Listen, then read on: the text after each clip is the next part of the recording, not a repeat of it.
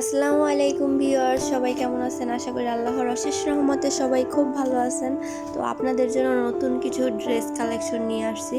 তো এগুলা ফলো করে কিন্তু আপনারা এই গরমের জন্য, এই সামারের জন্য আপনাদের বাবা বাবা বলে বাচ্চাদের জন্য ছোট ছোট কিউট কিউট ড্রেস বানাইতে পারেন। আমি কিন্তু খুব ভালো করে জানি আপনারা অনেকেই সার্চ করেন বাচ্চাদের ড্রেসের জন্য যে কীরকম ড্রেস বানানো যায় বাচ্চাদের।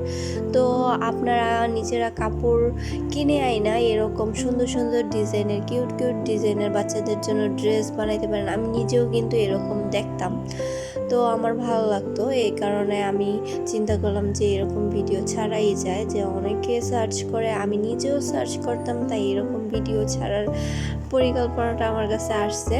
তো আপনাদের যাতে সাহায্য হয়, সহযোগিতা হয়, এই জন্য আপনারা এখান থেকে আইডিয়া নিতে পারেন, এই জন্য এই ভিডিওগুলো ছাড়া।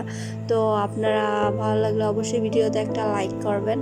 আর আমার চ্যানেলটা যদি ভালো লাগে, সব সময় দেখতে চান, তো আমার ভিডিওটাতে একটা সাবস্ক্রাইব করে রাখবেন, যাতে আমার সবগুলো ভিডিও আপনাদের ফোনে চলে যায়, নোটিফিকেশনটাও চলে যায়, সেজন্য বেল আইকনটা বাজাবেন।